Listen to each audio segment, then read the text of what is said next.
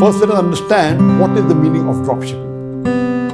Dropshipping means that a person can have his own website or own app where he gives the photographs and the description of the goods that he wants to sell, but he doesn't own it. So people on the net can come and pay for it.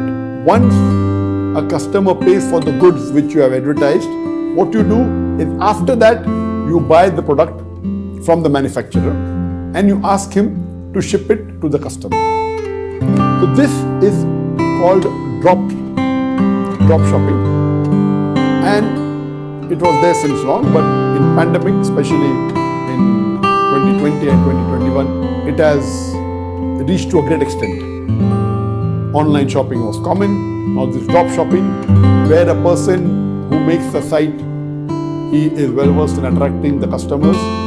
He gives a better option, better photographs, or maybe a person can have a mobile phone or a watch and he gives the description and the customers have a look at it and the way it is advertised and he puts a price for it, maybe X plus Y. And once the order is given, this person in drop shopping, he doesn't own the product, he doesn't possess it. He just has an online website or an online app, whatever it is. Once a customer pays money, then he goes to the manufacturer and he buys it maybe at a better rate because he gives a bigger order. So the cost which he gets from the manufacturer may be X. He may put X plus Y on his own website. The Y is the extra money is taken and deleting the cost of shipping, etc., balances his profit.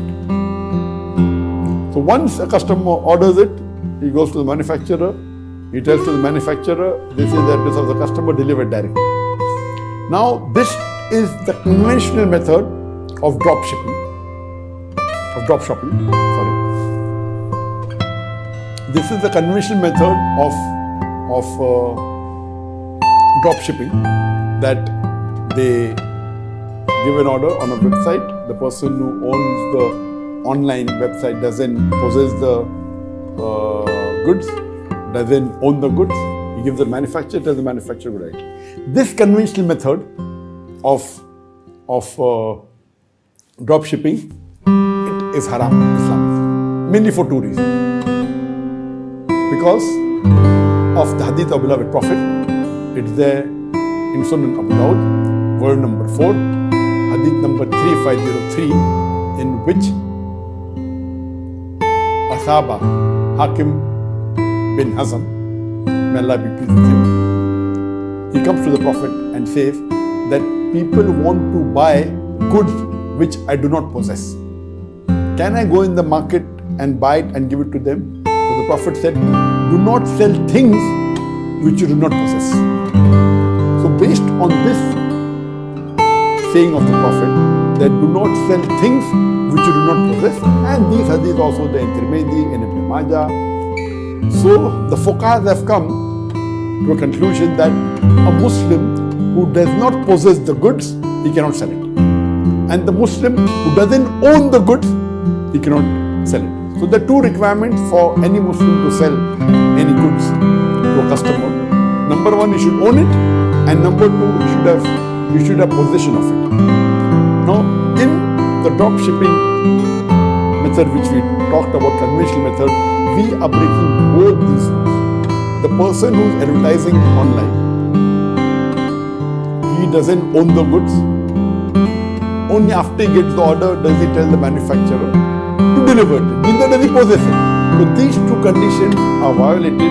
Therefore, Islamically, the conventional method of drop shipping is haram. But there are Sharia financial consultants who have come with alternatives. How can you make this drop shipping halal if you follow a certain procedure which fulfills the requirement of the Sharia?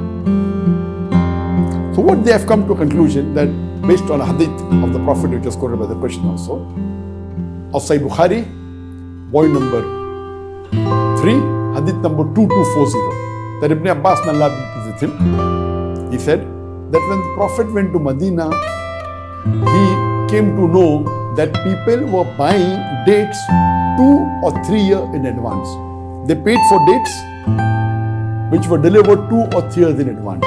So the Prophet said that anyone who pays money in advance, he should see to it that he pays after he knows the exact measure, he knows the exact weight and the exact time of delivery, or the exact period of delivery, the time.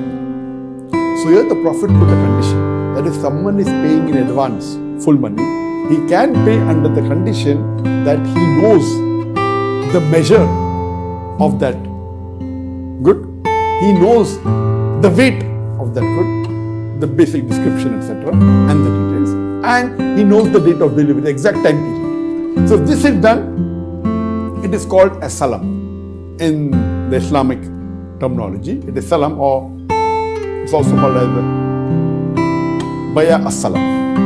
So this is a salam transaction where if the person who is selling the good, if he doesn't possess the good or he doesn't own the good, as long as he is giving the exact description of the goods, whether in terms of measure, whether in terms of weight, and exact date of delivery, then he can take advance payment from the buyer completely. But here the requirement is that the payment should be in full, it cannot be part. So what the fuqaha say, the people who are Sharia expert in Islamic finance, you cannot give part payment. With part payment, it will be debt and business together, so it will be haram. You cannot have both merged. The payment should be in full. Criteria is important. Criteria number 2 is that they say that it should be a salam transaction. So in the salam transaction, the person who owns the online website, he should make it clear, he should give all the details of the product. He should give the photograph of the product, and he should give the color of the product, the details, the weight if there, the quantity, the clarity, the expiry, all the details if he gives.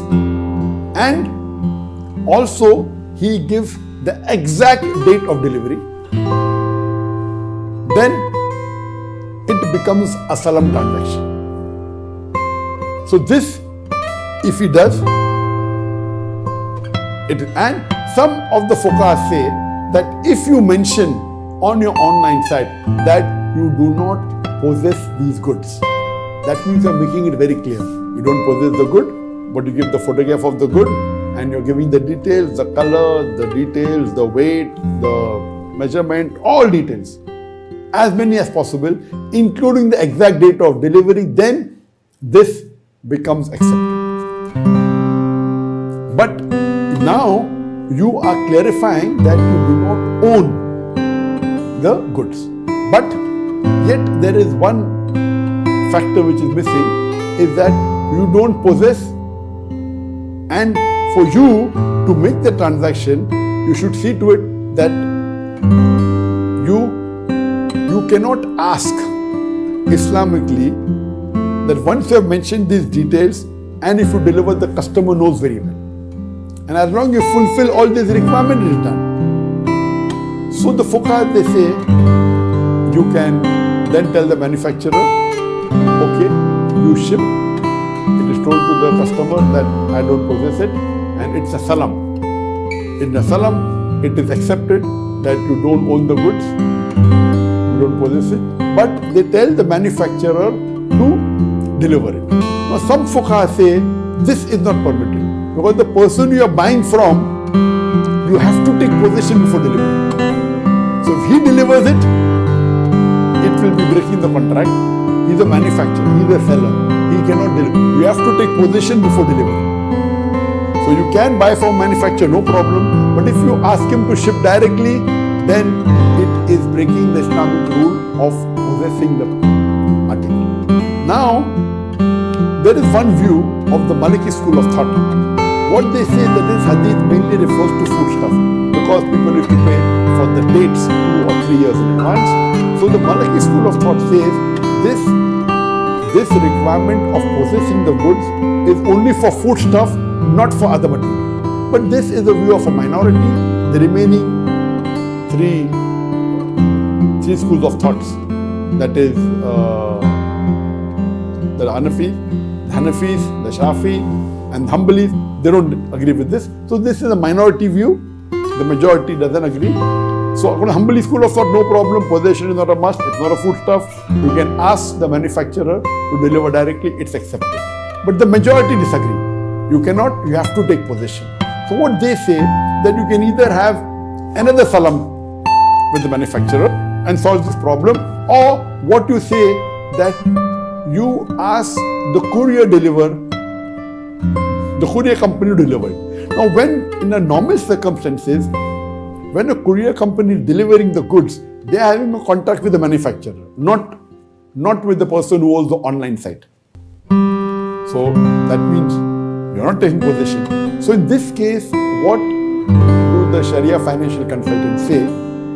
That you should have a contract with the courier company and say that now you are our agent. Because today possession is a word which is difficult. Previously, okay, anything possession means physically you have everything. Today you can't have everything physical. Okay, if it's a small good, if it's a mobile, you can have. If it is a watch, you can have. You can't, suppose you buy a house and you buy a house in a different city. Physically you can't get that to go down. You cannot. So physical possession also means that if you have a document which says it is yours, it's accepted. Or if you have the keys of the house, that's accepted as physical possession. So the terminology of physical possession has changed as times have changed. So today the fuqaha say that even if you don't have it yourself, you can appoint an agent to do it. But you can't ask the manufacturer to do it because that will break the contract.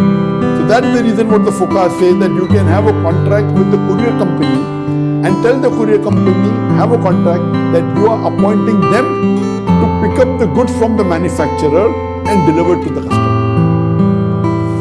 So as far as drop shipping is concerned, if you fulfill all these few requirements, that is on the website you mentioned very clearly that you don't possess these goods. You mentioned the details of the good, the color, the date of all the details, the weight, the measure, as many details as possible, and be very clear and see to it that you fulfill the requirement of date of delivery.